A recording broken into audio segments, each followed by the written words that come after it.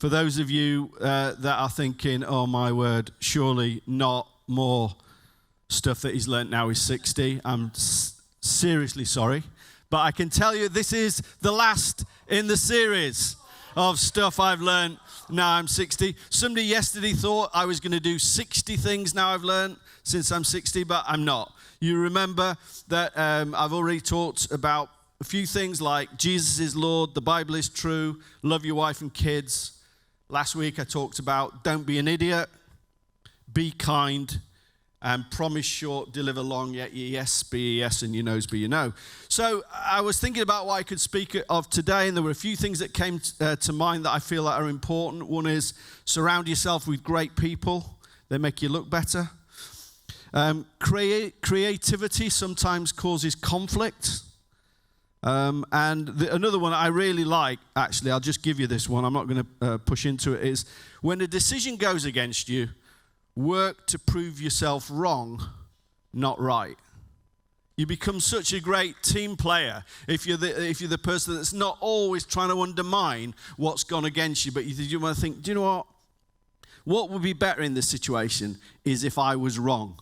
So I'm going to actually act like I believe this thing and just become a good follower. Because actually, we talk a lot about leadership, but followership is one of the things that we don't talk much about. Maybe there's not such a word. Maybe that's why we don't talk about it. I don't know. But actually being a good follower, I think, is really important. But anyway, let me get on to what I am going to talk about. First thing I want to talk about today, one of the lessons I've learned is this: focus on the things that you can control. Focus on the things that you can control. So without going into a lot of detail, but just being a little bit vulnerable for a moment, some of you will know that quite a lot of years ago now, a long time before I joined The Message, I was married. And at that point, I want to be sensitive about it, but my wife at the time had what you might call a midlife crisis. And my marriage went into absolute free fall. And it's really difficult because if you really care about something, if you're really invested in something, and if you're a little bit of a control freak, you want to kind of sort that thing out. And I did everything I could to try and, rectify that situation, to make that situation right. And life was really horrible, and it was really tough, and it preoccupied all my thoughts. And all my waking hours, I was trying to think about how can I make this better? How can I fix this? This is so important. And then I was reading the Word. I read the story that many of you have read so many times, the story of the prodigal son. And the thing that spoke to me more than anything else was this, that I realized that the son was face down in pig swill before he came to his senses. The father, who's God, could have stopped him leaving the house in the first place. He could have blocked the road. He could have ensured that he was only surrounded by good people. He could have rescued him at any time. But that would ensure that the kind of meta-narrative, if you like, of our relationship with God, which is built on free will, would be lost. So it was down to the person themselves to make that decision. And I realized, I just felt like the Bible spoke to me at that point, and I realized that another truth was more significant to me at this point. And it was a really hard lesson, actually. But I felt that the word again spoke to me a lot, and it was in Matthew 6, a couple of verses you know so well, which says, "But seek first his kingdom and his righteousness, and all these things will be given to you as well. Therefore, do not worry about tomorrow, for tomorrow will worry about itself. Each day has enough trouble of its own." And as hard as that was, as worried as I was, as focused as I was in this horrible situation, I determined there and then, as hard as it was, as almost counterintuitive as it felt to me, I began to decide that I would test this promise, that I would seek him first. Because the Bible tells us that when we seek him, we will find him. And when you seek me, you will find me when you seek me with all your heart. It says, you will seek me and find me when you seek me with all your heart. That's what it says in Jeremiah 29, verse 13. So I decided that however tough life was, that I could choose to follow him. I could choose to yield to him. I could choose to love him. I could choose to worship him and obey him. And that's a situation that we all get an opportunity to do when life is tough, when life is hard, when things feel like they're out of control. We can choose to worship God. We can choose to actually decide that he is who he said he was. So it required me to make some determinations. And these were the things that they were. I decided by this time next year, I'll be more of a man of God. I'll be a better father. I'll be a better son. I'll be a better friend. And I'll be a better boss. The one thing that I couldn't control, I had to just leave it to the Lord. But these things I could control, and all those things required me to make decisions and to put actions and disciplines into place to ensure that I achieved those goals. Well, after a year, I was successful in all those things. I believe that I was more of a man of God. I believe that I was a better dad and a better son to my parents. I had more friends than I had ever had. And I think actually my leadership grew through that, and I became a better boss to the people I was working with. I'll be honest with you, and obviously you know the kind of end of the story, those of you who know me, which is the one thing I had been focusing on originally was my marriage, which I lost. But I couldn't control that. And if I'd over-focused on that, in fact, if I'd have just focused on that, I'd have lost everything else. I'd have lost my relationship with God. My relationship with my kids wouldn't have been what it was. I wouldn't have had time to think about my parents. I wouldn't have had any friends, could have been so self-obsessed. And I think the organization that I led would have gone down. You see, sometimes you just have to focus on the things that you can control. And actually, bizarrely, it throws itself into little things because actually I hope that one of the things that Daniel and Lucy would say is when we were thinking about the big issues of the festival, we would think, I would often say, look, we can't worry about that. We can't control that. That's out of our hands. Let's focus on this thing. It's still true for me today. Number 2, choose not to be offended. The Bible tells us a person's wisdom yields patience. It is the one's glory to overlook an offense.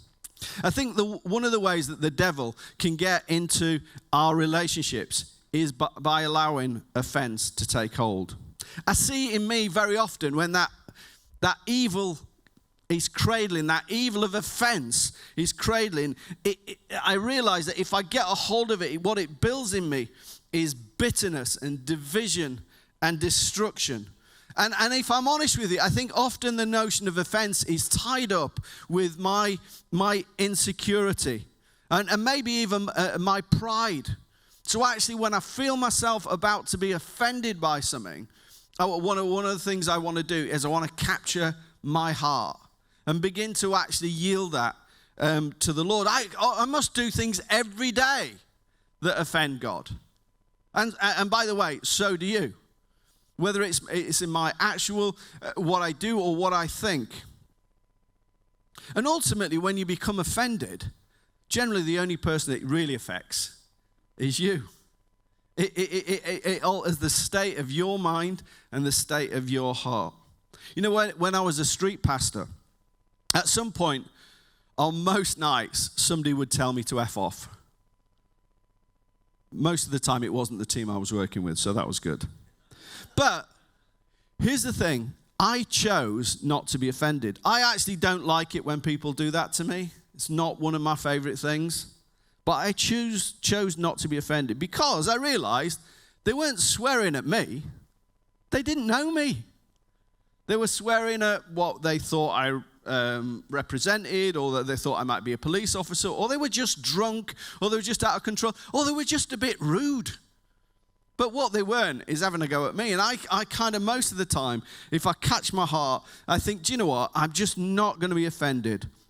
And when I feel it rising up in me, it's often, I think, an imposter. Because very often it's something I've read into a text or a WhatsApp or an email. And that person who is about to offend me never meant to do that in the first place. It wasn't in their heart. It actually reveals something of my heart. Now, that to say, and those of you who will know me might know this about me, I don't accept rudeness. If people are intentionally unkind or mean or bad-tempered or late or uncaring, then I would want to call that out. I want to call it out because I'm a disciple that's looking to make disciples. I don't want to be that person to you. I don't want you to be it to me. I don't want you to be it to anybody else either. So there's a difference between me rolling over when people are just horrible to you, but there's a very different thing about being the sort of person who every time you come to speak to me, you feel like you've got to walk on tiptoes because you might just offend me. And the best way that I can deal with that specter of offense is by keeping short accounts with people, ensuring that resentments don't build up, by saying, hey, you know, when you said that, what did you mean by that? What can you explain that to me? Or even saying, do you know when you said that thing, this is how it made me feel. Do you think that's fair? Was that your intention? The Bible tells us that very famous passage, in your anger, do not sin. Do not let the sun go down while you're still angry, and do not give the devil a foothold. Keep short accounts with people. Here's another truth that I've discovered for my life at least. It's persistent people that get things done. If you're a revolutionary, which many of the people in this building and many people watching online are, then life can sometimes be a little frustrating. Change seems slow, revival tarries, and things don't happen quite as quickly as you would want them to. But it's amazing how much you can get done if you set your mind to it. The Bible reminds us in Philippians chapter 3 and verse 14, I press onward toward the goal for the prize of the upward call of God in Christ Jesus. Well, next March, I've agreed to do another one of those crazy runs in South Africa. I've already done fundraisers in Canada and Israel. I'm not a good runner. If I needed any evidence of that, I went out and I ran 5K on Saturday, which is the longest I've run for about 6 months, and my legs still hurt. I'm not a good runner. I never have been. But here's the thing, and here's the thing that I want to say very clearly. If I start that race, I will finish it. When I was at my fittest, I was in the half marathon world championships. Oh, come on, it's a bit better than that. Like me, I was in the half marathon world championships. Let me explain that to you. The half marathon world championships basically consisted of about 50 elite runners running a half marathon and about 20,000 fat and unfit people running behind them. Which bit do you think I fit into? I'll give you a clue. It wasn't the first 200. So I'm there and I'm running, and somewhere between mile 3 and mile 4, as I ran across the Cardiff Barrage, the heavens opened and I got absolutely soaked. I was encouraged by the fact that the Bible reminds us that the sun rises on the evil and the good and sends his rain on the righteous and the unrighteous. I say this because that night I watched the race on TV. And as the rains opened, as I was running between mile 3 and mile 4, the rain started to drop on Mo Farah. The difference was he was running between mile 12 and mile 13. That's the difference. We were both running the same race. We both completed it. Neither of us won. But I was happier with my performance than Mo Farah was with his performance. You see, for me, I ran a personal best. I was really, really happy with it.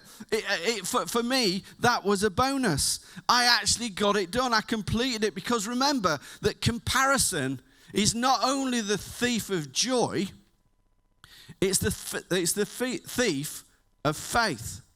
You're essentially questioning God's creation when you judge yourself against somebody else. You see, you are wonderfully and fearfully made. And the psalmist tells us that, doesn't he? And you are mandated to be like Jesus, to increase in wisdom and in stature and in favor with God and man. In other words, you're not supposed to compare yourself with other people, but you are supposed to become the better you than you currently are. We've all got some work to do in that area, and we've all got things that we need to improve in our lives. We all know that God is wanting to shape us and to mold us and to change us and to transform us so that we are more like Jesus. So, even though in March I'll be nearly 61, I will run 100K before I hit the finishing line in Cape Town. It will happen. I will do it. And I kind of live my life on that kind of principle. Last summer, I had a week off and I decided to really treat myself. I decided to regrout my patio. Now, that's a horrible job, especially for somebody like me. To give you the context, my patio's not huge. Consists of about 64 slabs. Each slab has 4 sides. That's 256 sides. 256 meters of old concrete needed to be dragged out. 256 meters of new grout had to be put in. It took me ages. After about 10 minutes, I realized this is a horrible job. I hate it. I don't want to do it. I wanted to give up. Yet something within me realized I had to do it. It's got to be done. I knew I wouldn't be able to do it as good as some legend, but I could do it as good as I could do it. Let me show you a picture of a drive just near my house, 2 doors along. Can you just put the picture up on the screen? There it is. That belongs to my neighbor, Daz. Daz lives 2 doors along to me. He's a builder. His speciality is driveways and patios. I could have got him to do it. Apparently, he's really good. He's really gifted. But there are 2 things that put me off. 1, I probably couldn't afford him. And 2, that. You see, it doesn't matter how gifted you are if you don't actually use your gift. It's better to be a person who has a go, that has a go at sharing their faith, rather than being a legendary evangelist that sits in your bedroom thinking about it. And by the way, gifting gets you so far. When I was a kid, I met a trombone player. He was 2 years younger than me. He was 14.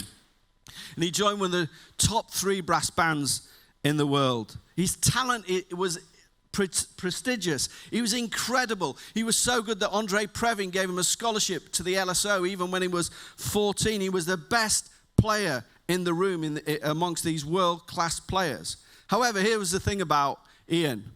You didn't want to share a room with him if you went on tour. You didn't even want to be on the same corridor as him if you went on tour, because every morning at 5:30, he got up and practiced for 2 hours.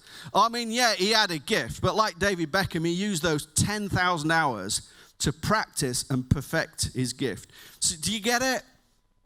Do your best.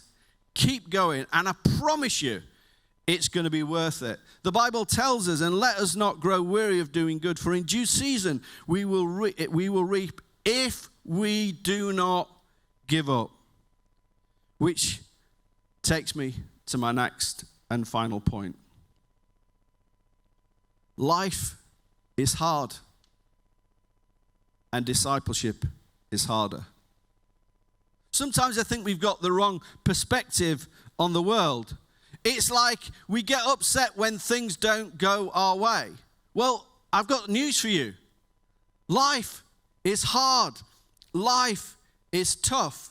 Life wasn't ever meant, in our experience, to be unending fun. Bad things will happen to us.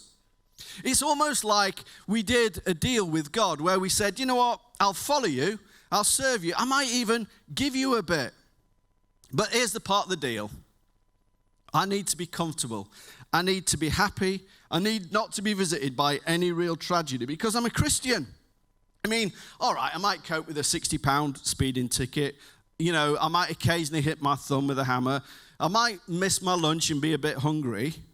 But obviously, as your child, I don't want any real heartache. I don't want any poverty. I don't want any cancer. I don't want to lose anybody I love. The mature amongst you will realize that might be a deal that you were trying to make, but the person that you were trying to make it with, God, never shook on that deal. In fact, he promised you quite the reverse, because we live in a fallen world, and there are consequences of that. It's very clear. The Bible tells us that even in the first book, where it tells us, cursed is the ground because of you. Through painful toil you will eat food from it all the days of your life. It will produce thorns and thistles for you, and you will eat plants of its field. By the sweat of your brow you will eat food until you return to the ground, since from it you were taken. For the dust you are, and from dust you will return. We were told that when Adam and Eve made that fateful decision, there would be consequences and life would be tough. That means you have to find a way of finding joy in the simple things. Not just the idea that, if we could only just get enough money, maybe we could go away and maybe could sit on a beach and we could drink amazing cocktails and we have a fantastic meal and watch the sun go down. I mean, that's great, but that's such a small percentage of your life, isn't it? No, you have to find a way of enjoying having dinner with your wife or your husband or people you care about, watching a bit of rubbish TV. You have to think about what is the joy in every day that the Lord is bringing to you. What are the things that you're going to be grateful for? But you will be impacted by the world. You will be impacted by bad things. I know this isn't a popular message, but it's truth. And it's how you're going to cope when that stuff hits. Jesus made us a promise. He said this, I've told you these things so that in me you may have peace. In this world you will have trouble, but take heart because I've overcome the world. You are visitors to this planet. This is a temporary place. God has got better plans for you. He's got plans for you to spend eternity with him. And there might be a bit of discomfort along the way, but for the joy that we're about to receive our heavenly rewards, trust me, it's going to be worth it. You will have trouble. It's written there. And everybody will have some sort of direct testimony at some point that this is true. And to be honest, we do the world a disservice when we try and pretend that if people come to faith, all their problems will be solved. It's come to faith and all your problems will be given perspective. So, as I bring these life lessons to an end, I would say to you, chase after God for the rest of your life, starting today. You'll never be disappointed. Don't just be on the right side of history. Be on the right side of eternity. Choose to rejoice and be glad in things each day. Be a grateful child and support Leeds United. All these things, most of these things will give you great joy. Some of you will bring you the trouble I promised you about. The Bible tells us, love the Lord your God with all your heart, with all your soul, with all your mind, and with all your strength. The second commandment is this, love your neighbor as yourself. There is no commandment greater than these. Live your life with that as your focus, and I'm looking forward to my next 60 years. You've been watching Message Live, and we hope it's been a great encouragement to you. Would you subscribe to our YouTube channel, like us on Facebook, and ring that bell for notifications. And thanks for watching.